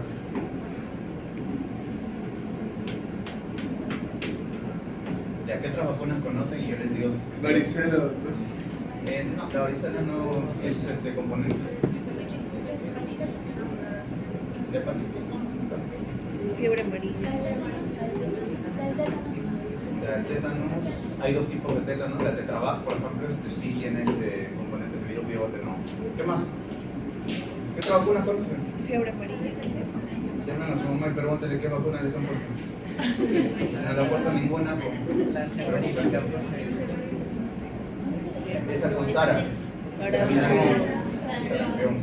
Okay. Ahora sí sabemos qué vacunas no se le puede dar al paciente. Listo, continúo. Voy a llamar al maestro del cuarto de micro que está pasando.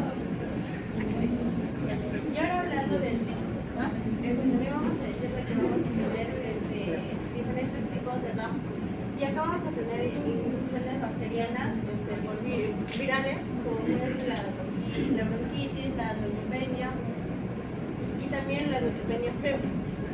Y también vamos a tener reacciones que van a estar relacionadas con la perfusión.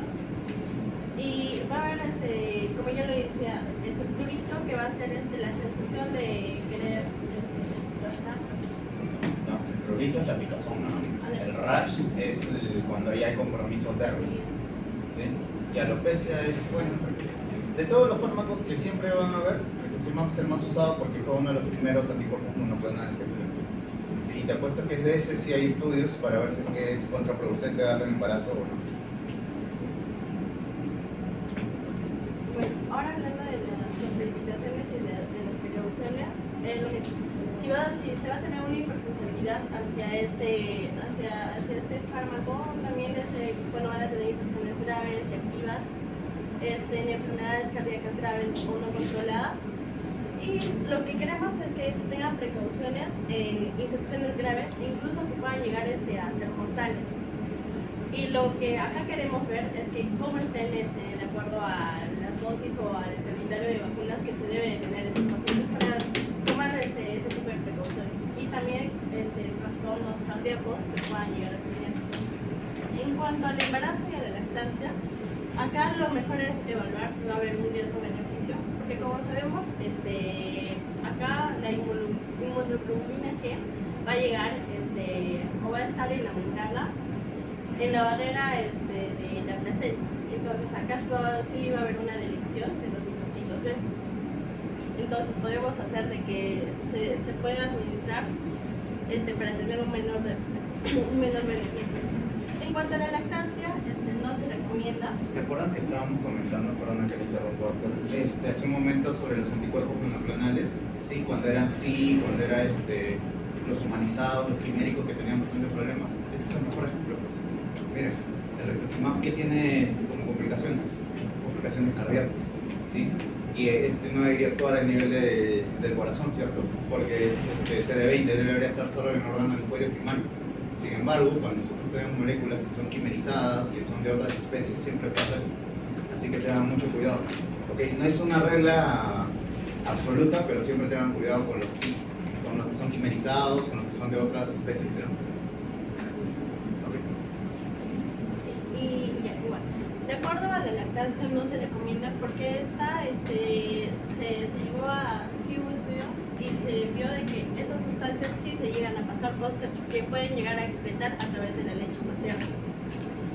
Y de acuerdo a las interacciones, acá hay datos limitados, no se llegan a encontrar mucho, pero sí de que va a haber interacciones con los medicamentos que se va a tener, como pueden ser los pacientes con títulos o un anticuerpo humano o antiquimérico. De acuerdo al monitoreo, se va a ver o se quiere, acá sí se va a querer un monitoreo, ¿cómo se podría decir? Un seguimiento que sea más seguido para ver cómo va a mejorar o qué interacciones va a tener. Y lo que se quiere acá es que esté un ambiente donde sí se pueda hacer ese tipo de seguimiento, o podría ser más. Ahora ya hablando de la seguridad, vamos a hablar de los sintéticos. Y primero vamos a hablar del metotrexato.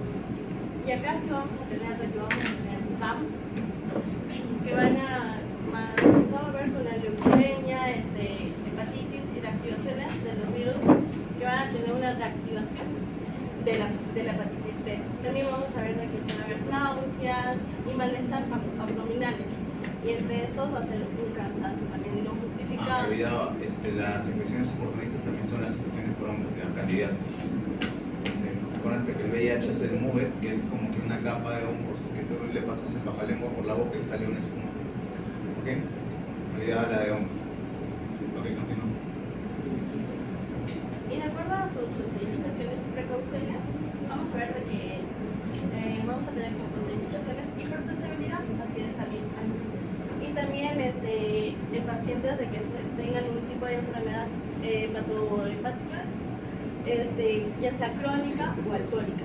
También vamos a tener este síndrome de inmunodeficiencia clínica y también una insuficiencia renal, pero de que sea grave. En cuanto a las precauciones, ¿Cuándo se considera insuficiencia renal grave? ¿Qué grados? Acuérdate, grado 4 y 5, ¿ya?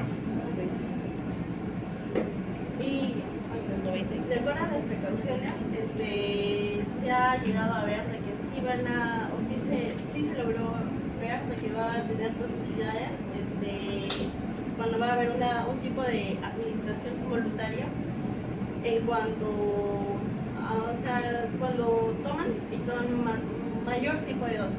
En cuanto al embarazo y a la lactancia, en el embarazo sí está contraindicado y en lactancia, al igual, es tipo C, entonces lo mejor es evitar.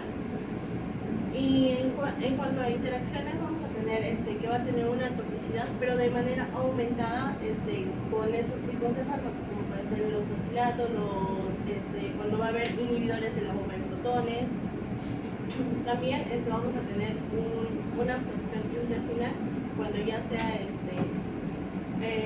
va a ser disminuida, como pueden ser por antibióticos, pero que sean de un amplio espectro.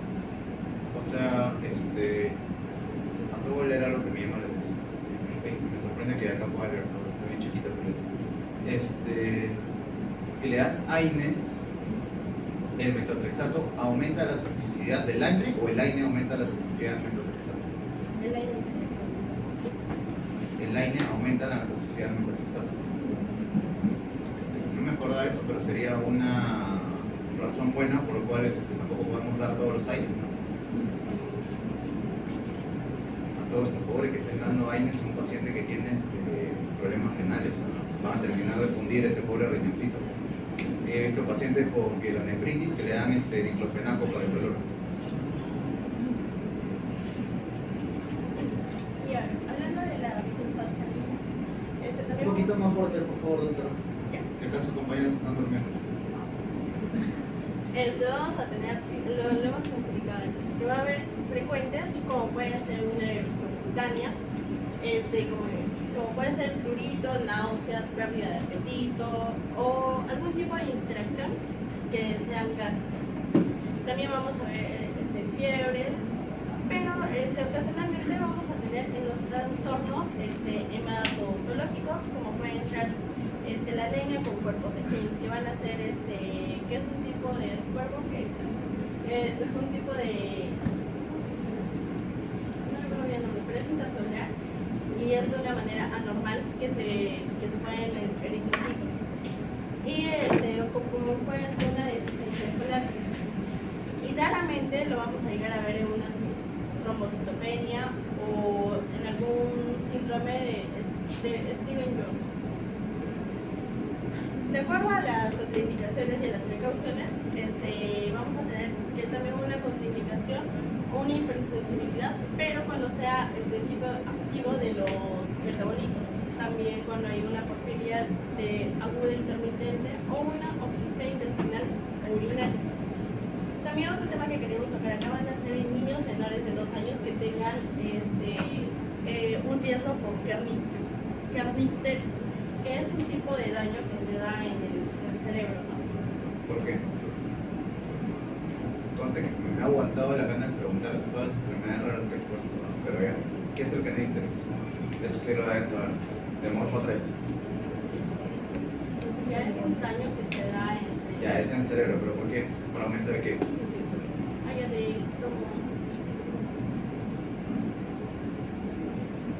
¿Qué es el kernicterus? Es el compromiso del sistema nervioso por aumento de las bilirrubinas, ¿sí? Cuando la ictericia llega a tal nivel que atraviesa la barrera hematoencefálica, se produce el kernicterus. ¿Ok? En cuanto a precauciones, más que todo debería de evitarse en los pacientes que van a tener un déficit de la glucosa de fosfato deshidrogenasa de tipo 6.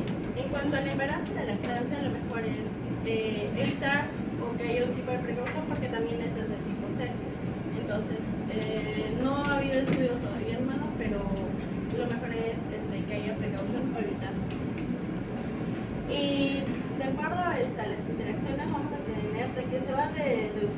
acción como una digoxina. Y lo que también queríamos... ¿Qué es la digoxina? Es un tipo de fármaco. Pero, ¿a qué grupo farmacológico pertenece? Yo sé que es un fármaco por eso.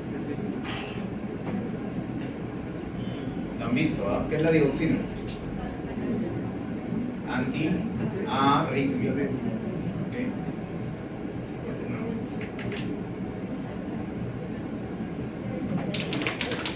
Y de acuerdo a este monitoreo, acá también se debe de vigilar que haya un seguimiento, si es posible, cada de 1 a 2 meses.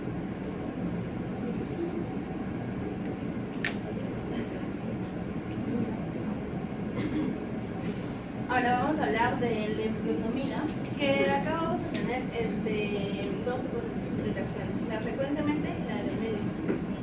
De acuerdo a la frecuente va a haber que vamos a tener un aumento leve de la presión arterial, de la leucopenia, vamos a ver cefalea, vómitos, náuseas y trastornos de la mucosa, pero con un dolor abdominal. En cuanto a que va a haber menos frecuencia, también se puede decir de que esta puede llegar a producir anemia, hipopotasemia, y también queríamos mencionar que acá puede haber un incremento del colesterol y de los triglicéridos. Acá, de acuerdo a las contraindicaciones, más que todo se van a ver contraindicaciones en enfermedades como pueden ser la hepatitis B con la hepatitis C. Y acá lo mejor es que haya una contraindicación. También el tratamiento debe ser reciente y más que todo con fármacos como pueden ser el fármaco, que estos pueden llegar a aumentar los efectos adversos. Igual, en embarazo y lactancia también está contraindicado. ¿Por qué? Porque esta sustancia, su sustancia se puede excretar a través de la leche materna. Y acá, en el monitoreo, lo que queremos ver es que se va a ver las concentraciones de alanina, de ALEN, que es alanina amina transferasa, que lo normal es de 1 a 36, esa es de 1 a 1.2 miligramos por decilitro, pero cuando ya se vea está triplicado, lo mejor es suspender y ver cuál es la reacción o cuál es el problema, la causa que esté pasando esto, y también tener otro tipo de empleos.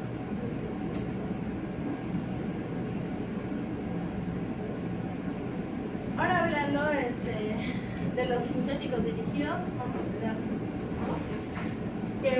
tener los altofacientes, que primero vamos a tener lo que va a ser frecuente en hasta 1 de cada 10 pacientes y otro que va a ser poco frecuente de 1 de cada 100 pacientes. Acá vamos a tener que va a afectar a las vías respiratorias, va a tener una interacción con las vías respiratorias y pueden ser interacciones pulmonares como la neumonía, la bronquitis, y va a ser poco frecuente de 1 a cada 100 cuando haya tuberculosis, una infección renal o una interacción con la piel. De acuerdo a las contraindicaciones de las precauciones, vamos a ver de que se va a tener una contraindicación a una hipersensibilidad de esta misma.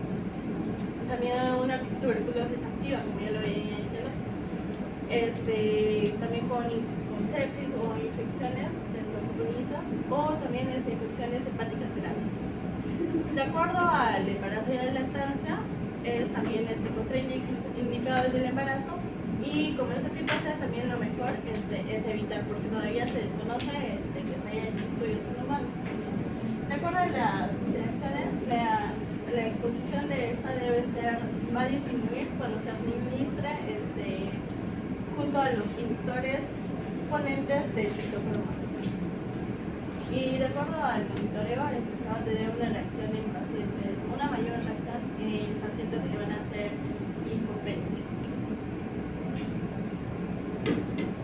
De acuerdo al baricitinib, lo hemos clasificado en 3, en reacciones adversas muy frecuentes, en las frecuentes y en las poco frecuentes. De acuerdo a las frecuentes, vamos a tener infecciones del tracto respiratorio.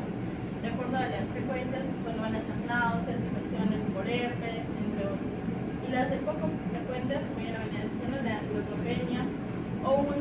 como puede ser de transaminas o de la urticaria. De acuerdo a las contraindicaciones, va a ser una hipertensión hacia esta misma.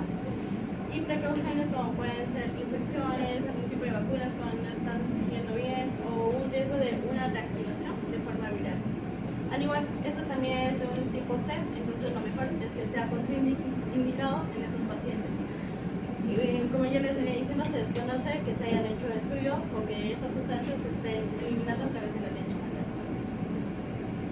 De acuerdo a las interacciones, va a tener cuando haya un riesgo de unas enfermedades inmunosuprimidas, como puede ir por un tratamiento así. Y también cuando haya una exposición plasmática, pero que esta sea de una forma obligada. Y ya, de acuerdo al monitoreo, lo que se debe de realizar es estudios de sangre como pueden ser un hemograma para ver cómo está yendo este paciente.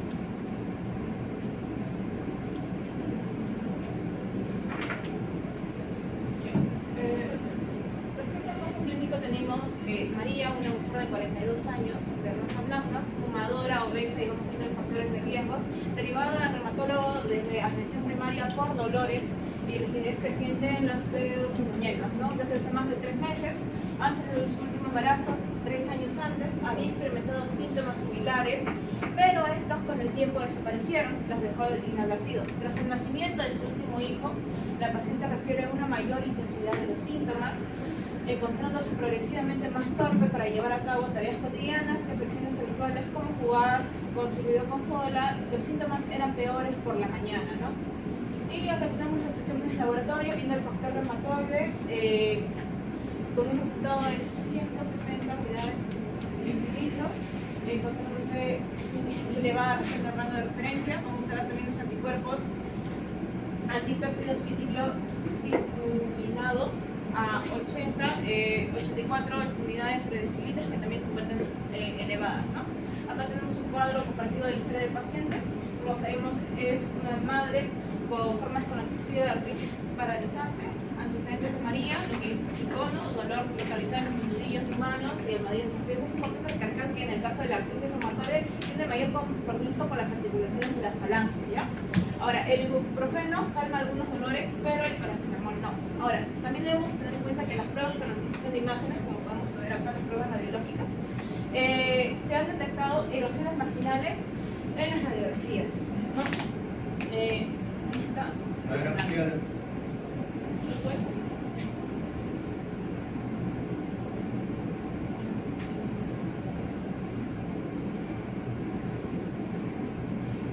¿Qué hay en esas manos? Generalmente se dan en las falanges. ¿Qué están viendo ustedes? Mira, fíjate en el tercer dedo. En la articulación. Ajá. ¿Qué se ve? ¿Se ve algún espacio o algo? No hay espacio articular. Ya, pues, ¿qué quiere decir? Que hay un proceso de calcificación que está ahí comprometiendo esa articulación, ¿cierto? Miren, comparen la articulación distal con la mitad. Ajá. Sí. Posiblemente porque a nivel de esto particular ya se había detectado bastante. Mira este espacio que está acá con este espacio que está acá. Prácticamente nulo, ¿cierto? Y es por eso que la artritis tiene desviación. ¿Qué tipo de desviación tiene en las manos? Acuérdense, la artritis tiene desviación cubital de las manos. ¿Sí? A ver, niñitos, tienen sus manos. ¿Cuál es la cubital? ¿Para dónde se irían las manos de un paciente con artritis? ¿Dónde está el cúbito? Entonces hace así la manito, ¿cierto? Como si se abrieran, como si se alejaran del cuerpo. Ahora, por lo visto, al parecer de morfos tampoco les puedo preguntar.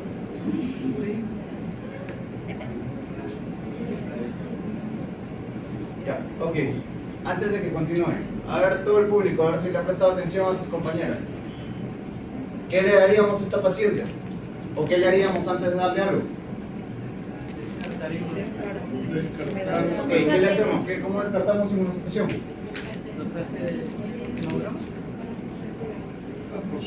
¿Cómo despertaría inmunosupresión? ¿Pero cómo? buscar si el paciente tiene linfopenia. Ok, tal vez. Ya, ¿qué más le tomo? Una prueba de embarazo, ¿cierto? ¿Qué más? Perfil, ¿Qué más? perfil de Al frágil. menos, ¿no? ¿Perfil de quedó? Perfil de frágil, o sea, de riñones. Claro, un perfil normal, pues. Si sabemos que estas pruebas destrozan el riñón, sí, tenemos que calcular las cleres de creatinina, ¿cierto? Para ver que tiene insuficiencia renal, en qué grado está. Ok. Ahora sí, ya le hicimos todo eso. El paciente ha salido negativa por eso.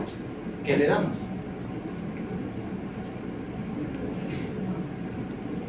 Sus compañeras han hablado de solo 7 u 8 fármacos durante toda la exposición. ¿Qué le damos al paciente? ¿Cuál? Ok. Expositora, ¿le damos metotrexate o no le damos metotrexate? Su compañera dice metotrexate. Tengo que cuenta de digamos, ¿no? Que eran los clásicos y biológicos. En este caso, los biológicos no eran la primera opción porque mencionamos que eran potentes inmunosupresores. En este Pero caso, el metotrexate no es biológico. no, pero estoy haciendo una comparación entre los grupos. Ah, ya. Entonces, por eso podríamos descartar ese grupo e irnos al grupo de los clásicos, ¿no? Y entonces tenemos el metotrexato, la sulfasalazina y Y yo te propongo una combinación. Le quiero dar metotrexato, sulfasalazina y leflunomida. ¿Procede o no procede? Y leflunomida. ¿Cómo se dio con la leflunomida? La leflunomida tenía... Hace lo mismo que el metotrexato. Ajá. Ok, ya. Y te digo, Lo que sí sería recomendado siempre metotrexato darle sustento con ácido fólico. ya, ok, metotrexato y ácido fólico. Entonces su primera línea de tratamiento para ustedes es sulfasalazina y metotrexato. Ok, ¿alguien en el público está en desacuerdo con eso? ¿O está bien? ¿Está mal?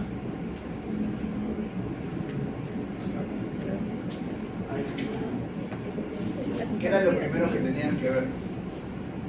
Sí, que ustedes lo mencionaron varias veces. Si la artritis reumatoide es leve, moderada o severa. Sí, en este caso, sí, son solo tareas cotidianas, ¿cierto? Aunque no sé qué hace una señora de 42 años jugando con videojuegos, pero bueno. ¿Ok? Dice que le afecta. Son síntomas leves, ¿cierto? No te dice que está caminando, no te dice que le duele cuando camina, no te dice que no puede respirar, no te dice nada más. ¿Ok? Entonces, para una leve, sí, podemos darle metotrexate y sulfasalazina. ¿Ok? Siguiente.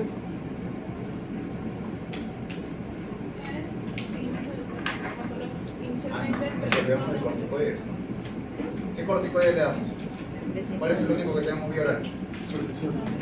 Y también cortisona, ¿cierto? Dexa también es viral, no, supremo.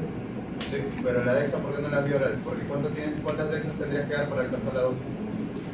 ¿Se acuerdan de las equivalencias de corticoides, no? Sí. Dexa es cada 8, ¿no? No, equivalencias, tienen que calcular la dosis y acordar a eso le das. Oye, ¿cómo sabes equivalencia de corticoides?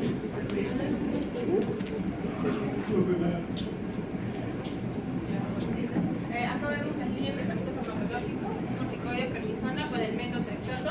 También tratamiento triple biológico sin la respuesta. Si la respuesta es insuficiente, hay que realizar exámenes de seguimiento cada 8 o 12 semanas. El triple biológico no se da en pacientes leves. Bueno, el triple biológico se da en pacientes moderados o graves que no responden al tratamiento. Y que sea insuficiencia. Ahora, hay que realizar un seguimiento cada 8 o 12 semanas al inicio para evaluar el tratamiento y supervisar los resultados de las pruebas, ¿no? En caso se requiere un cambio de medicación. Ahora, las consultas pueden espaciarse cada 3 o 6 meses si la situación está controlada. Y respecto al tratamiento no farmacológico, un plan nutricional, ejercicio y en caso nuestra paciente tenga el acto de ser fumadora, pues dejar el tabaco, no dejar de fumar. ¿Y por qué tienen que dejar el tabaco? ¿Porque le va a dar la mano cada vez que fuma? ¿O por qué? No, los héroes. Porque es un factor de riesgo, básicamente, si hablamos por... ¿Qué hace el tabaco en tu cuerpo? Los héroes. ¿Perdón? Por los héroes. Ya, más que lesión endotelial. que activa, que podría perjudicar al paciente con artritis.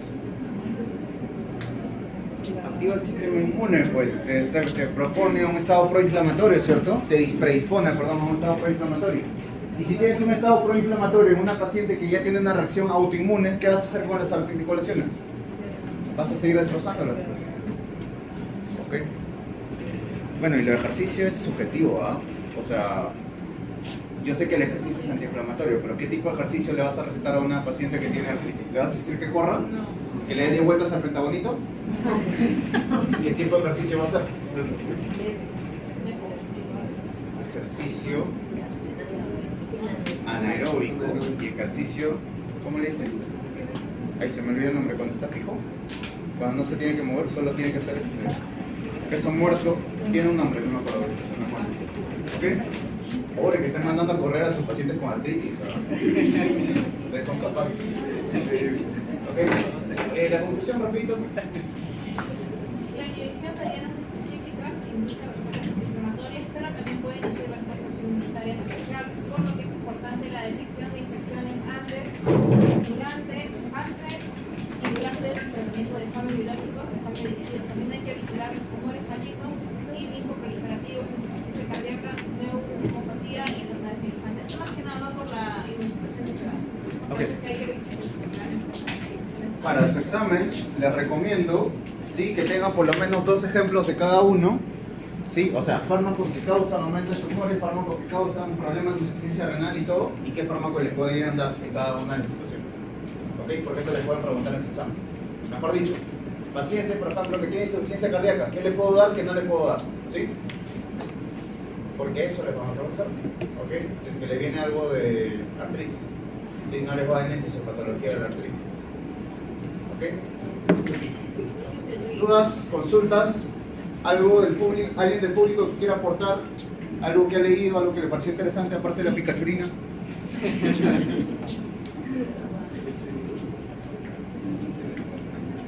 Es más, como algo adicional, se dice que una de las principales causas de ceguera, ¿sí?, que no es infecciosa, está relacionada con la picachurina. Déficit de picachurina. Qué divertido, por si descubren algo, pongan el nombre así, gracias. ¿Ok? ¿No hay ninguna duda? Creo que ya tengo la lista para poder pasarla.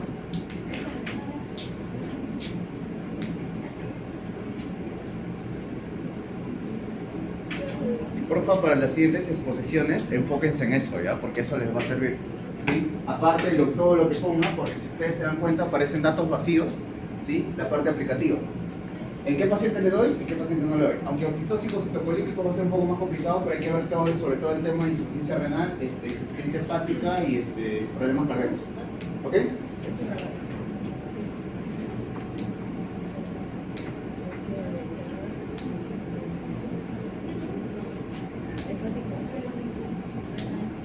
Aguilar. Alave. Bernuy. Campos, Carrillo, Eusebio, Hernández, Inostroza, Omán. Habrá aplauso para su compañera.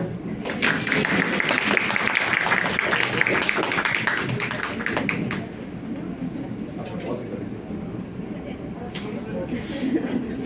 Omán, Laisa. Ah, ya.